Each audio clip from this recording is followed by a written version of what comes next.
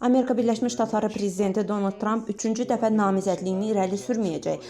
O, ikinci prezidentlik müddətindən sonra Ağ Evdəki vəzifələrini təhvil verəcəyini söyləyib.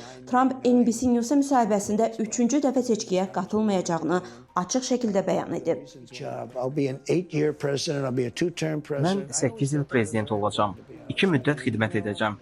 Həmişə fikirləşmişəm ki, bu çox mühümdür. Bəziləri artıq Trump 2028 yazılmış papaqlar da satırlar. Amma mən bunu istəmirəm.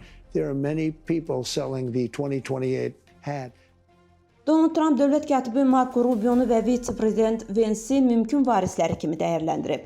Ağ Ev rəhbərinin sözlərinə görə demokratlar arasında gənc respublikaçı nəsillə müqayisə ediləcək siyasətçi yoxdur.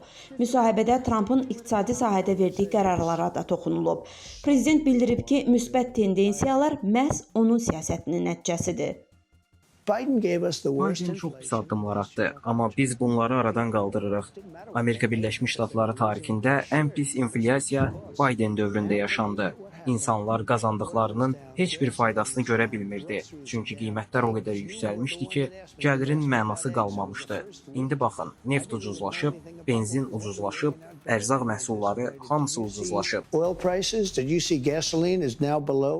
Trump tətbiq etdiyi tarif siyasətindən də danışıb. O, Birləşmiş Ştatları çox zəngin ölkəyə çevirəcəyinə əminliyini bildirib. Nəticədə mən hər şeyin məsuliyyətini daşıyıram. Hələ cəmi 3 ay bir neçə gündür buradayam. Amma səhm bazarında qısa müddətdə nə baş verdiyinə baxın.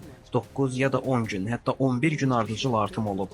Tariflər isə hələ indi qüvvəyə minməyə başlayıb. Və biz çox yaxşı irəliləyirik. Çinə qarşı isə idxal rüsumları azaldılacaq. Çünki bu addımı atmasa Vaşinqton və Pekin ticari məsələlərdə bir araya gələ bilməyəcək. Trumpın sözlərinə görə Çin ABŞ ilə sahibkarlıq fəaliyyəti aparmağı son dərəcə çox istəyir. Qrenlandiyaya qarşı isə hərbi təzyiq mümkündür. Beynəlxalq təhlükəsizlik üçün Qrenlandiya ABŞ-yə lazımdır.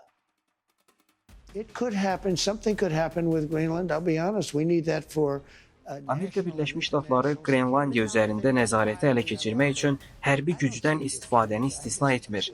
Bunu edəcəyim dəqiq deyil, amma onun statusunun həlli ilə bağlı hərbi ssenari mümkündür.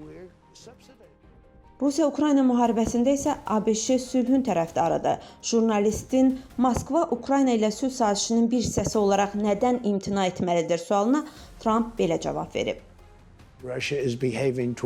Rusiya bütün Ukraynadan imtina etməli olacaq, çünki rəsmi Moskvanın istəyi bütün Ukraynadır. Rusiya indiki zolaqla qane olmur. Mən olmasaydım daha da irəli getməyə davam edərdilər. Trump bildirib ki, Moskva Vaşinqtonun Ukrayna münaqişəsinin həlli ilə bağlı təklifini rədd edərsə, Rusiyaya qarşı sanksiyaların tətbiqi ilə bağlı qanunu dəstəkləyəcək. Rugiyə Nəcəfli, Humay Cəfərova, Mira TV.